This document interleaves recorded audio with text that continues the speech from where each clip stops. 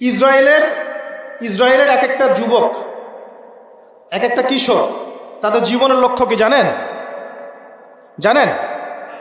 জীবনের লক্ষ্য যে সারা জীবনে কমপক্ষে একজন ফিলিস্তিনি হলেও হত্যা করব। একটা মুসলিম কান্ট্রিকেও ইহুদি খ্রিস্টানরা ছাড়বে না। আপনি দেখে নিন, একটা মুসলিম কান্ট্রিকেও ইহুদি খ্রিস্টানদের এই যে শক্তি, জায়নিস্ট মুভমেন্ট, এরা ছাড়বে না, বাদ দিবে না। মনে করছেন যে আজকে তো আমার কাছে কিছু নাই, আসে নাই, আমি তো ভালো আছি, এই ভালো আপনি বেশি দিন থাকতে পারবেন না।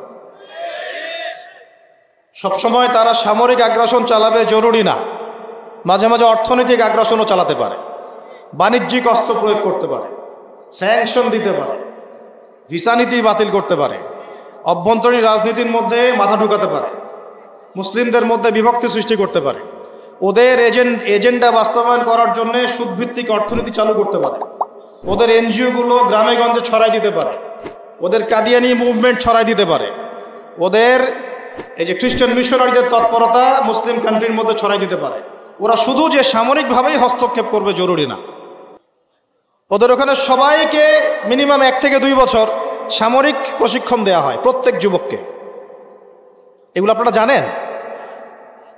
সবার সিভিলাইজ, মানে আমরা যেটা বলি সিভিলিয়ান, আর একটা থাকে মিলিটারি উইংস।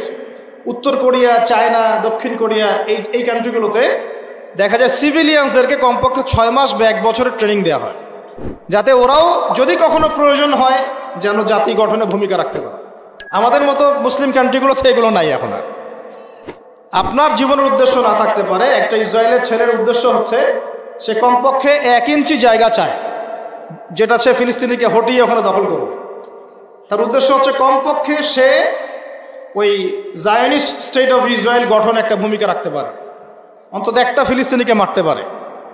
ওদের সাক্ষাৎকারগুলো দেখেন অনলাইনে বসে বসে।